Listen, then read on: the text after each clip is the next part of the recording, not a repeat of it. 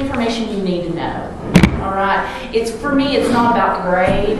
It's more about you learning the information and being able to recognize and identify and utilize the modes. Okay. So I'll hand you these back. Some of the notes on here I didn't understand, Ms. Jada. What did that mean? If it said +1, what does that mean? Did you do that? Yeah. Like this one right here said, It could have two different answers. yes. Okay, gotcha. Okay. Hannah,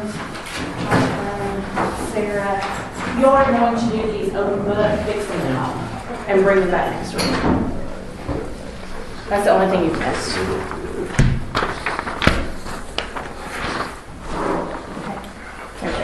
Okay. So, the grades, I am going to take a grade on it, but I'll take a grade on it from what you redo. It would be helpful to me if you fixed it in a different color than you originally did it in. If you did it in pencil, if you have a different color pen or pencil, something so that I can see what you changed. Okay? Do you have any questions on that? No. Okay. The next thing we're going to do quickly, Sarah, you missed this. We're going to have a fix-it quiz this morning. So I'm going to hand those out. I'm going to give you about 10 minutes to do it. Remember, this is instead of taking a full grade on each week of Week Fix It, for those of you who have done it in the years past, this is our in-between. You get the completion grades each week, and then you get this. So if you bomb this, because some of you are not grammar people, and that's okay, if you bomb this, your other grades should help that. You follow what I'm saying? So don't wig out on me. All right? So I'm just going to give you about 10 minutes to do this.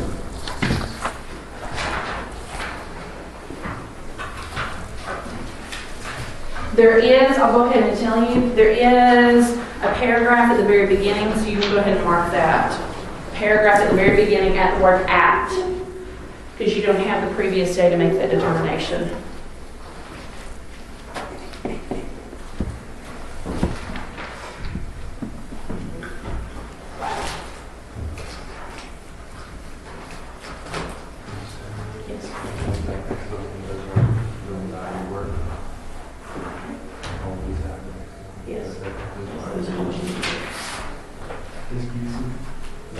Is this a quotation?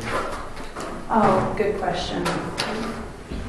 This is not a quotation. There are no quotation marks. Oh, I just lied about that. Yes, there are at the beginning of "at," but it continues, so you will not close quote it. All right.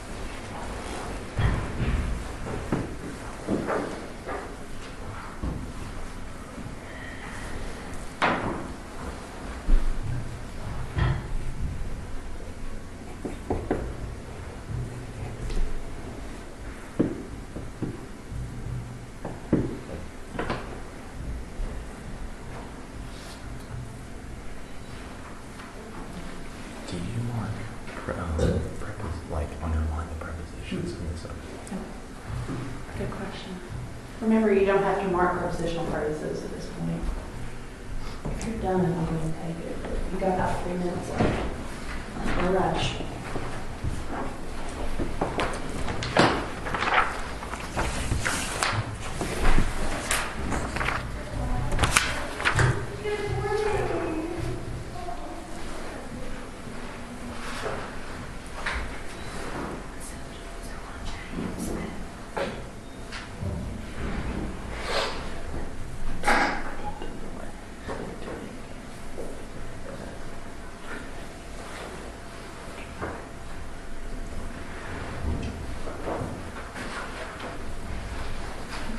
Okay.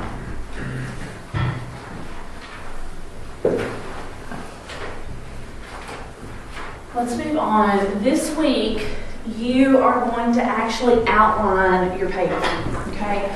Hopefully, all of you went ahead and read Lesson 15, and so you've got that information under your belt. But we're going to look through a couple of different things on here. Now, I'm going to go ahead and set your mind at ease in the fact of telling you that I'm going to give you several resources that you can utilize for outlining your paper. However, I am not going to require that you use any particular one.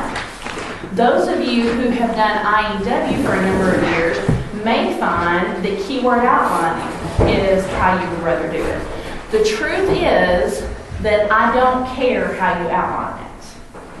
With this exception, it has to be clear, it has to be organized, and everything has to be outlined, so it has to be complete. Okay? So you need to remember those things, because when I kind of give you an open door, sometimes students will tend to get lax and lazy on it and say, oh, she didn't care how it was done. Well, I do care how it was done. I just don't care which method you get there. If I tell you to go from point A to point B, you can go around any block or in a straight shot. I don't care. I just need you to arrive at point B. And so that's how we're going to look at this. I'm going to suggest to you, and something that we did first semester, and I need to remind you, when you are outlining, who can tell me what is the first name that you outline? Your body paragraphs. Okay? At this point, let's briefly talk just a second about your thesis. Up until today, you had what was called a working thesis. Now, when I was here 2 weeks ago, I went around and everybody that was here, we discussed your thesis briefly. And I gave you some tips to make sure.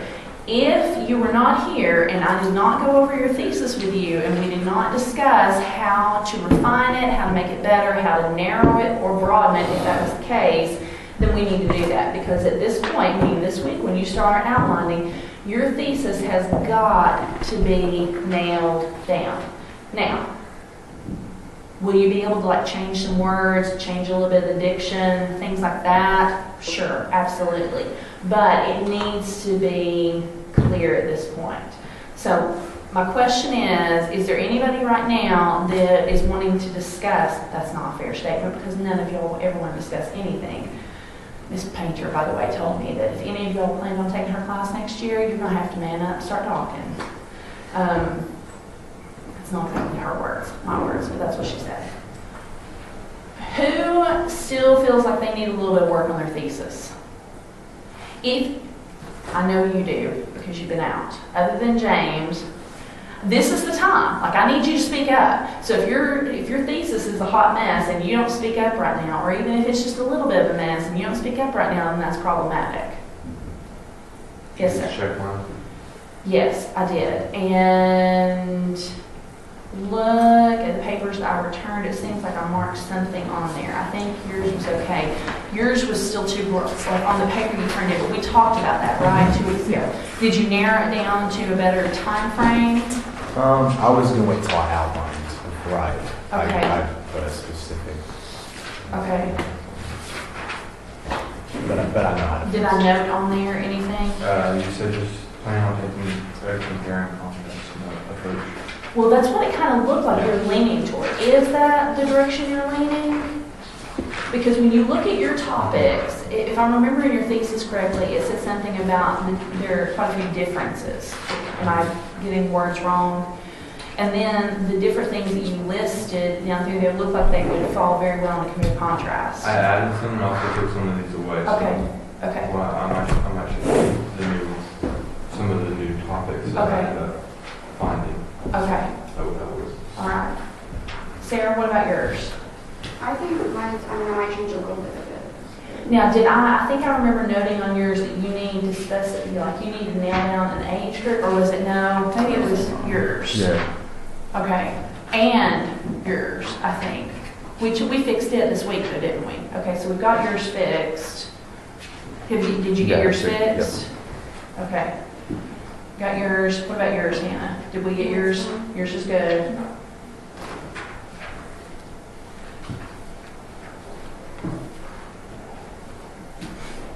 Did I notate anything on your thesis? Where's the thesis? It was on, let me see.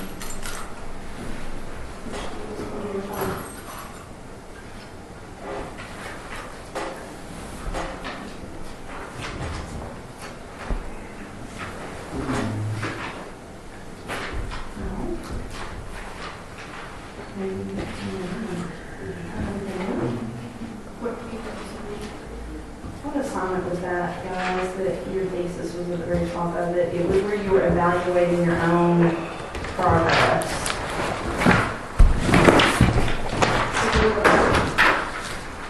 Was it like 28? Let's just talk, or, finish up 28, right over there. Yeah, I think so. Is it not in there?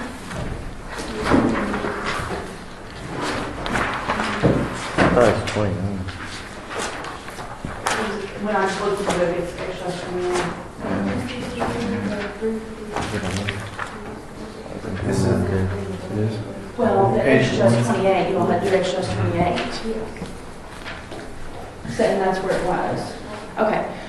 Sarah, then what we need to do, you need to at least shoot me your thesis to make sure, and maybe by tomorrow, Yeah. go ahead and just shoot me just your thesis The statement. thesis was in the thing that I emailed you. Okay, I haven't checked over that yet. Okay, then don't worry about that, I'll take a look at that and get back to you. All right. Okay, let's look for just a second at page 182.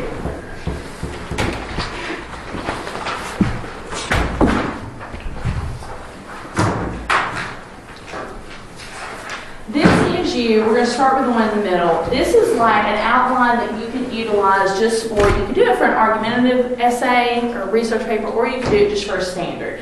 Basically, you have your introduction and thesis, and then you're going to have an outline for each of your topics. Then you'll notice this is topic 1, topic 2, and then all the way to topic N. Meaning, that can be done, in theory, for a much larger paper than you're being called to write. Okay? But basically, you just outline each of your points. The thing that you've got to make sure that you do, and this is where it's going to be really important, and I think I remember writing this on somebody's paper recently. When you have got points, okay, like for example, I'll pick on the sports guys for a second, that sports, or playing organized sports, helps increase one's self-esteem. Okay, I don't even know if that was one of your points, but I'm making that up for a second. Helps increase your self-esteem. Well, that's great. That's a great topic sentence, all right, for one of your points. But then what do you fill the rest of your paragraph with? You need to fill it with examples. You need to fill it with documentation. And remember, every time that you give an example, or every time that you give a piece of evidence, if you will, you have to give the evidence or the example, and then you have to flesh it out. What do I mean when I say you have to flesh it out? You have to You have to commentate about it. Hannah, what were you going to say? Make it more clear. Explain to me how the piece of evidence, or how the, not anecdote, but the story, the example of maybe a young man, young woman whose self-esteem was boosted by doing that. How does that point me back to your topic, number one, and how does it point even back to your thesis? The way in which, one of the ways you can do it is you're going to look at key words in your thesis statement. Ben, have you got your thesis statement handy too, by any chance? No. I have my old one here. You have your old one? Josh, do you have yours? The one we just went over the other day? Yeah, I wrote it in here. Playing organized sports is beneficial because it promotes a healthy lifestyle. Healthy lifestyle. Okay, so I hear benefits and healthy lifestyle. Do you hear those words? What you would do in that situation is those are 3 words that need to continually, Josh, show back up in your paper. Do you follow what I'm saying? It kind of, think of it as this way. Have y'all ever, it was a horrible story when I was a kid. Have y'all ever heard the story of Hansel and Gretel? Nobody knows the story of Hansel and Gretel. I think so. Okay, Hansel and Gretel were these brother and sister, and they go deep into the woods, and they realize that maybe, I think Gretel, it's been years since I've read it, so she decides in order to fit on the way back, she leaves a trail of, anybody know? Breadcrumbs. Okay, she leaves breadcrumbs. Now, is she leaving big old chunks of bread every time she goes? No, she leaves crumbles. Well, ultimately, they wind up getting caught by this witch who lives in this candy house, and the witch is going to bake them in the oven and all this stuff. But how was she found? How were they found? By the trail of breadcrumbs. When you look at your thesis statement, you're going to pull out some notable words, and those become your breadcrumbs. Those words need to be sprinkled through every single paragraph of your entire paper. Because what that does, especially when you get into longer research papers or even essays, what that does is that creates continuity through the paper, it creates transitions through the paper, and it helps me or whoever else is reading it to keep going, oh yeah, that's what we're talking about. Oh yeah, that's what we're talking about. Oh yeah, that's how that points back to his thesis. Does that make sense what I'm saying? So you need to, I'm going to say this very clearly, you need to look at your thesis statement once it is laid in concrete. You need to identify the notable words in it, and you need to create a breadcrumb trail throughout your entire paper with those words.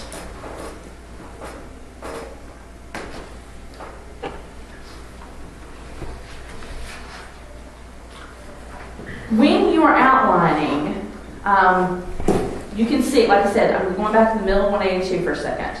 You would then outline your intro and thesis, and I'm going to hand you out papers in just a few minutes. Then you're going to outline each topic, and then you're going to outline your conclusion. Now, I just said that wrong, because what I want you to do is I want you to have your thesis, because that's where you get your breadcrumbs. Then you're going to outline each topic. Now, the difference in this is you will see in some situations, if you remember when we did our argumentative paper in the fall, what was your first paragraph about, your first body paragraph? It was a counter argument. It was a counter argument. Remember, this is not persuasive. You are not trying to persuade me of anything. You are trying to inform me of things. Okay? So make sure, and I've said this several times, if you start to delve off a little bit and try to become, go on that trail of persuading, you need to swing yourself back. Okay? That's something when we do the peer reviews in class, that's something I'm going to have on a checklist. Now, what you want to check each other's papers for, is this trying to be a persuasive or is this informative? Okay? Let's look down at the bottom one on this, on page 182. The buried thesis. I'm going to be really honest with you. I do not recommend a buried thesis at anything for any reason at this stage in the game. Okay? Basically, you would leave your whole opinion, and this is usually for a persuasive essay or a persuasive paper, you would leave your whole opinion out of it. You would leave it in such a way that the reader would not have any idea which way you were going to lean on a topic. That's the best way to write a persuasive essay. It can be if you can do it well. Do you understand what I'm saying? Is the best way to do it, but if you do it poorly, then it no longer is the best way to do it. Okay? So we're not going to spend much time on that. Now, look over on page 183. When you're evaluating pros and cons, okay? Again, most of you are not doing this, but you could. you would make sure that you have position 1 and position 2. Okay, we could look at, let's say that the sports, I said it was supposed to be an informative on what are the pros and cons of playing organized sports. Now, in order for it not to be a persuasive, what would you have to do? I keep picking on the sports boys because that's a really easy topic to do right here. If you were doing the pros and cons of playing organized sports, what is the most important thing to do in an informative paper with that? They give enough information from both sides. Give enough information both sides. Because what happens if you don't? What happens if you give more information on the con side or more information on the pro side? What have you created? It looks like you're taking that side, even if you're not trying to. Right, you have created by default a persuasive essay. Okay, so anytime, and one of the things like Hannah's even topic, there are pros and cons to doing trade schools, yes? Okay, so if she had gone that way, because when I gave you all topics, I gave you big broad topics and you were able to fix them how you wanted them, right? If she had gone that way, she would have to make sure that it was equal on both sides. Okay, and not only equal, but you would need to discuss the same type things. So let's say she was talking about income, the possibility of how much one would earn going to a trade school versus a four-year school. Okay, then she would have to talk about potential earnings of both. Then she would have to talk about student debt for both. Then she would have to talk about on and on and on. And you would go back and forth on your paragraphs. You would have pros here, or income here for trade school, income here for four-year. The next thing, the next thing. And so it would go back and forth on your topics, on each one. Okay?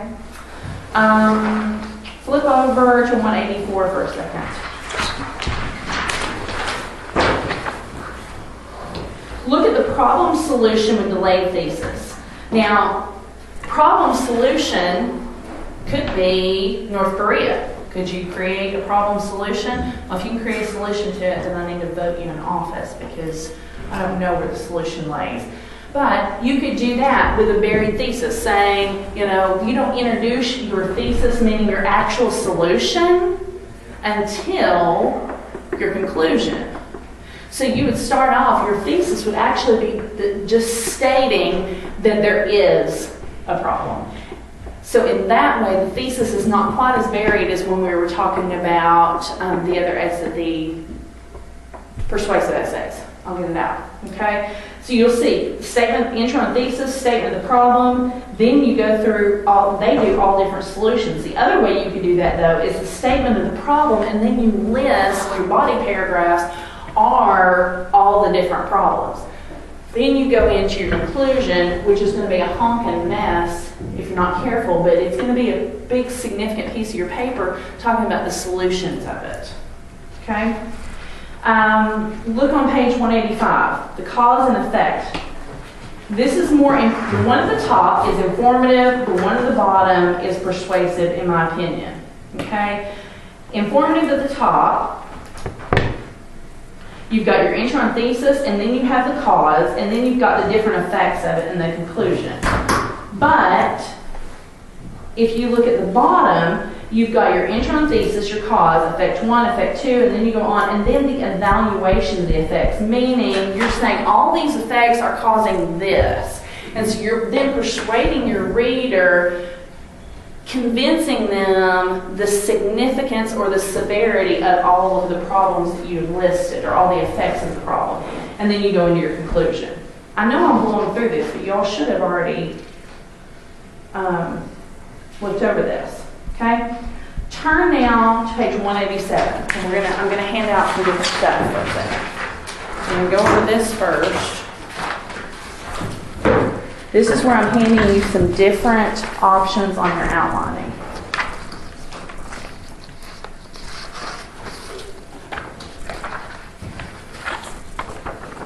I'm going to look at this one. This one is very similar to the one you already used last semester.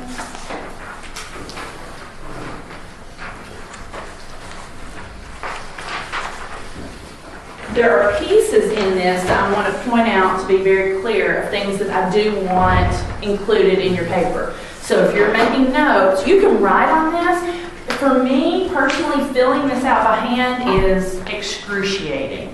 I would rather type it.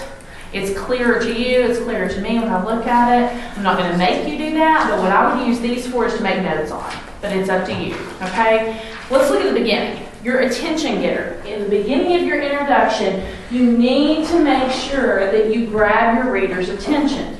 We talked a lot about this last semester, and if you remember, I gave you the handouts at the very beginning of the semester last semester on essays, introductions, and it gave you all kinds of ideas for using attention getters, okay? Please look back over those.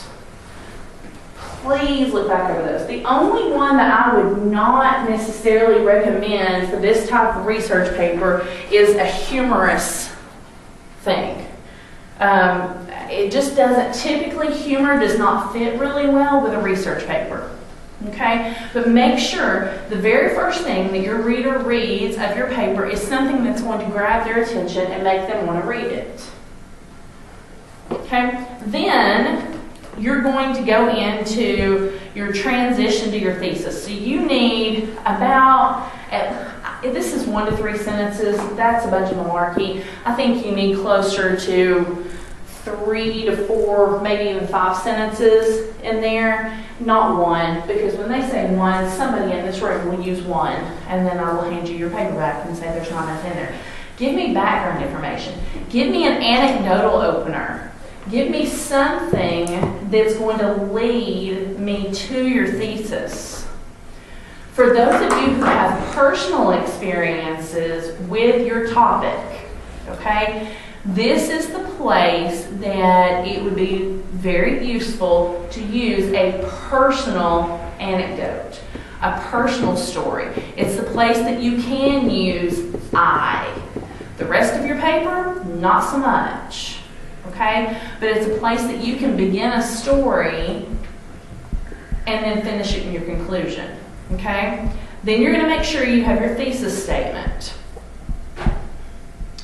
We've already talked about that. Now, this goes into the body. You'll see on here, the first thing it says is counter-argument. Do not do a counter-argument. Mark that out. Do something. Make sure that you know that there is no counter-argument. And you will see, if you mark that out, that would give you place for 1, 2, 3, 4, 5, 6 total places for a claim or an argument with a topic sentence. Who can tell me how many points I said needed to be, points/body paragraphs need to be in your paper? 8 to 10. Okay? 8 to 10. So not 5. Not 5. 8 to 10.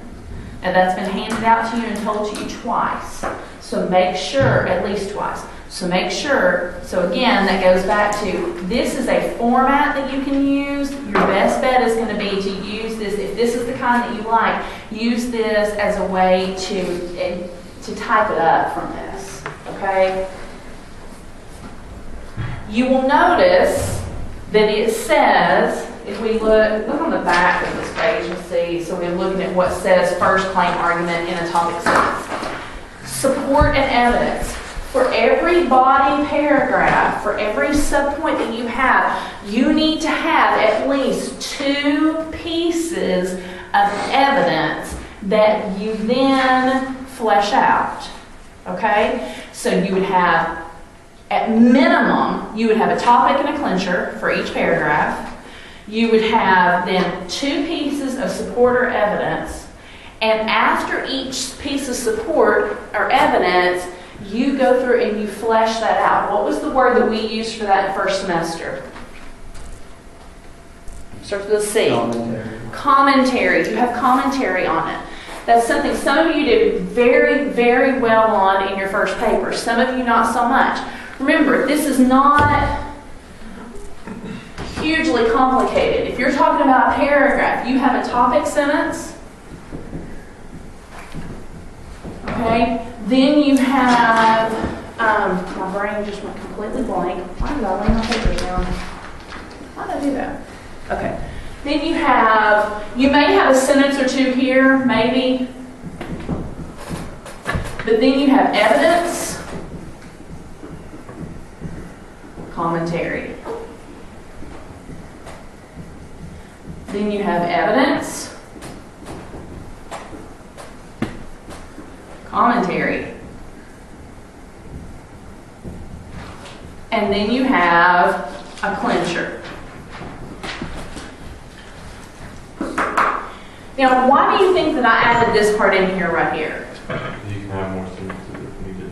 You can have more sentences. Maybe you need to explain your topic sentence a little bit. Maybe your topic sentence is just short and clear and to the point and just move on. I think about topics particularly in North Korea, you all have got to assume that your reader is mildly informed about the topic, okay? What you can't do is write an essay for each of your topics. You can't do that. It would be way too much. But you need to keep things clear and concise. Einstein, actually, I'm going to butcher this quote, says you don't really understand something unless you can explain it simply. You don't really understand something unless you can explain it simply. So especially with the North Korea topic, you have to make sure that all this stuff that you have learned, you can explain to a simple-minded woman. Okay? I'm smart in a lot of things. North Korea is not necessarily one of them. But I think that's going to be the topic that Gavin's going to have to research next year. It's going to be crazy. They're going to have it's going to be nuts. Anyway. So make sure that this is a similar format. Now, the length of this right here, it's subjective. Okay? But what I don't want in the commentary, if you remember from first semester, is I don't want this 4-word sentence. And you're calling that the commentary? It's got to actually explain. It's got to make me understand and give a flip why you're saying this evidence repeats back to your topic sentence, and your topic sentence then repeats back to your what? Thesis. Okay? So make sure. Now the other thing, does anybody, I am going to knock these three out. These three cannot answer this question. Does anybody remember, other than the three at this table, what I suggested with your topic sentences and your clincher sentences first semester that makes your paper better? It's going to make it flow better. It's great transitions. What did I suggest? They have to repeat. The words used to be like 2 or 3 keywords. Right. Okay. Have you done IEW? Oh, I should have let you answer. And you have too, haven't you? Oh, you goobers. Okay. Why did they make you memorize that? From the very beginning. You're going to repeat or reflect 2 to 3 keywords. Okay, and this is, why do you do that?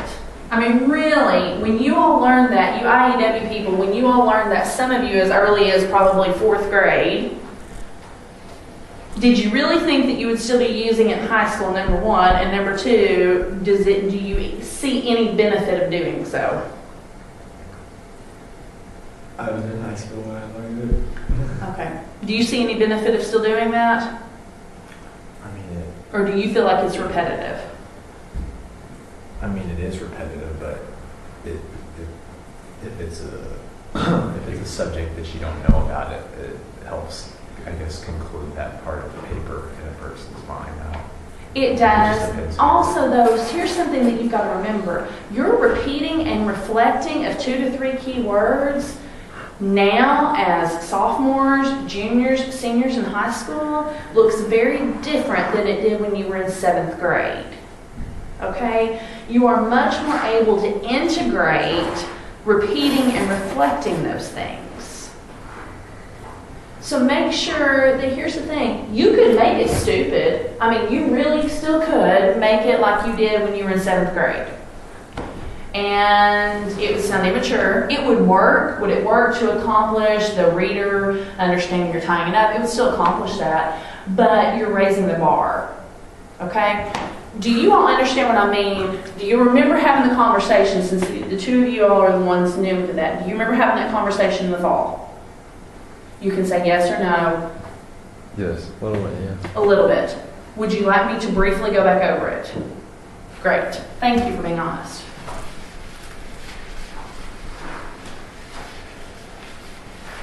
Ben, give me, what's one of your topics? One of your subtopics? Physical health benefits. Physical health benefits. Okay. Playing organized sports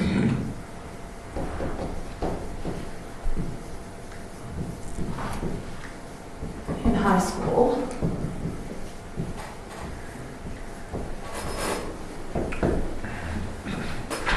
athletes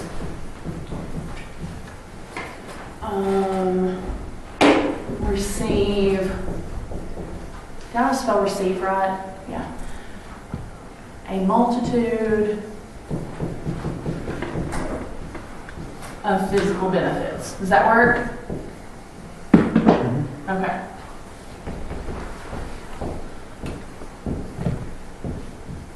By the way, I'm just going to tell you, saying physical benefits is going to be massive. I think you should break that up into more than one.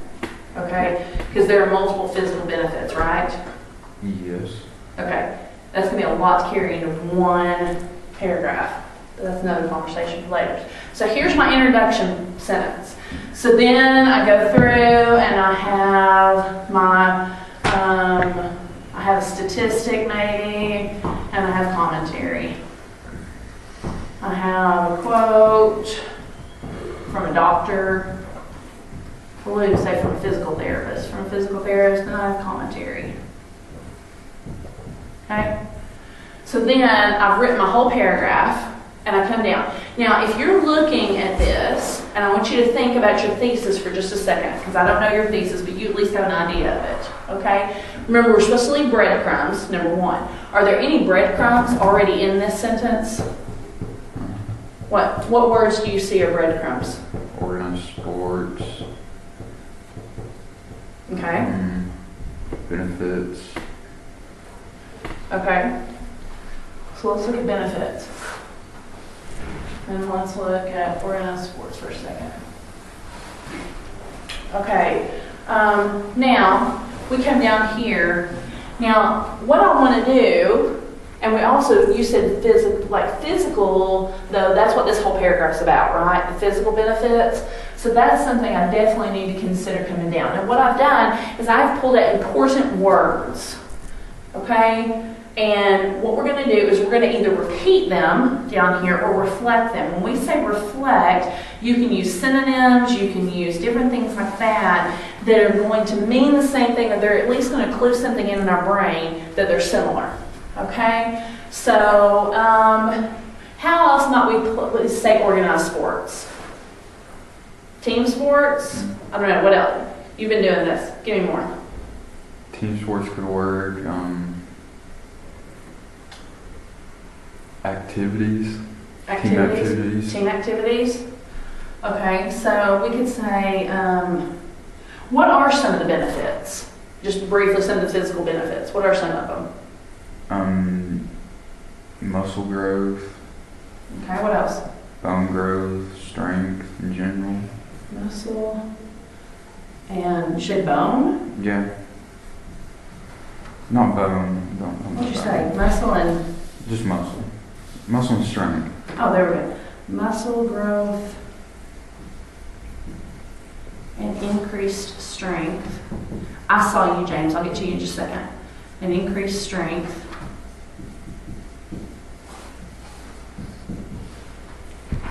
Okay, I don't want to use the word benefits. Give me another word for benefits.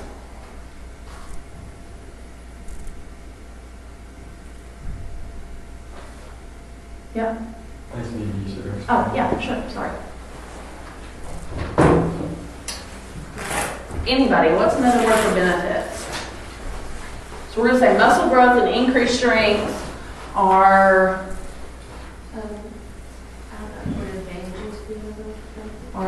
advantages maybe, are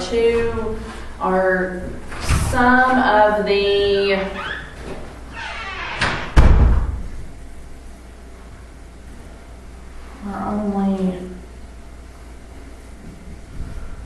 some of the positive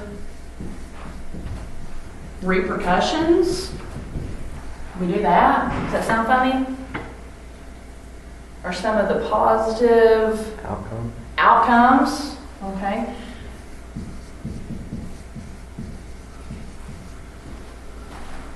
Of participating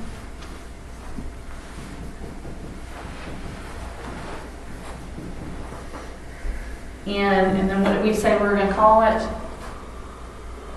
We're not gonna say organized sports in team, I don't think activities works, but in team sports, we can say sports. Okay, now I want you to look at those two sentences and tell me what parts of it repeat or reflect with each other. Anybody? Outcomes and benefits. Okay. I'd say not just outcomes, but positive outcomes, because you could have a negative outcome. Okay, that's one. What's another one? Muscle growth and increased strength. Physical, those reflect physical. Okay, so physical. Okay, anything else? Team sports and organized sports. Team sports, organized sports. There's actually one more. Participating and playing. Now, there's a lot in these two. Okay, you're not always going to have that much. Okay, but do you see how we've taken this and what this does, what this signals to your reader is we're wrapping this up. Okay, does that make more sense, Josh, now? Okay, do you remember the conversation now? Yeah. Okay, all right, so no questions with that. Okay, go back to looking at, so we were at, so that takes you through your second claim argument. Make sure, listen, when you're outlining, I don't want you to overwork yourself. So if you have a piece here that's the support and the evidence, remember, you have these note pages. There is no reason in the world that if you have a quote from Dr. Wendy Smith, that you need to write that whole thing out. Now, if you're copying and pasting, by all means, go ahead and do that, okay? But you don't have to. You could just put yourself a note page, blah, blah, blah, blue quote from Dr. Smith, okay? Don't put more work into it than you need. Now, if you're just copying and pasting, then go ahead and do it. That way you don't have to fool your note pages while you're doing this. Like you do this, you're done with your note pages then, and then you can write your entire paper just from your outline with no use of your note pages. Any questions on that? Okay, now I'm going to hand you out, this is a whole stack of papers.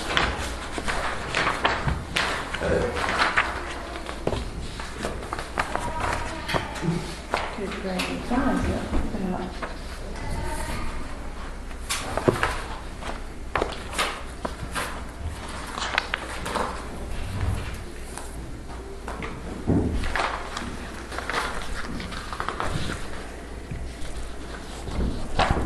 This has your introduction in here, this has your conclusion in here, and it gives you a couple other templates.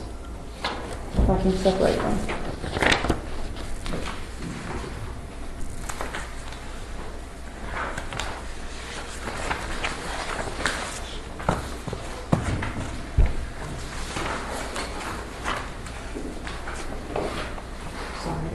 It's okay. My daughter went to her very first hockey game the other night. She done a hockey game. And she said, those people, does anybody in here play hockey? No. She said, those people have got to be psychotic. Hockey is fun. She said that there were people sitting behind her that were yelling that there wasn't enough blood.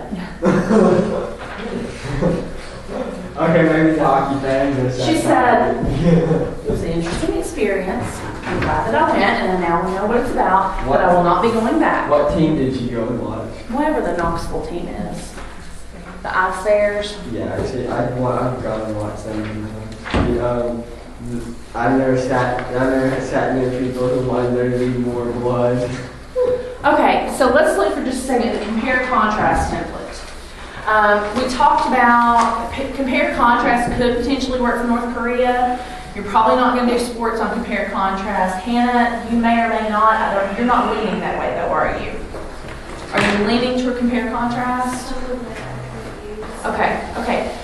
You can actually take some of these different organizers that I gave you a couple of weeks ago, some of these different outlines, and you can merge them together to create what works best for you. You could do a little bit of compare contrast and then go on into something else. Do you follow what I'm saying? Just make sure that it's clear, your outline is clear to you and to me what you're doing. Now, if you look, there's two different ways of doing this. Look at the first one. This is by criterion. Okay? So you've got first criterion's topic sentence. So you have your first topic, and claim or argument that proves your thesis. And you've got subject 1 and subject 2. Then you have the second criterion's topic, subject 1, subject 2. And you go through it that way. If you look at the next page, the first subject's topic sentence, and then you go through the criterion 1 and criterion 2 of it. So it's one is criterion by criterion, the other one is subject by subject. Okay? That's the difference in those two. Now, if you look at the third page, this is a multi-purpose template. This is very similar to what we just looked at a second ago. The only difference is it doesn't have your intro and conclusion in it, but again, it gives you the format that you can use it. It's the same thing. First claim, argument, support evidence, discussion of how this evidence supports your thesis. Now the difference on here is it does not state nor does it claim that you need to have 2 pieces of evidence. But we've already discussed you need at least 2 pieces of evidence. I have Okay? a question. Yes, sir. Do you have to have 2 subjects per paragraph?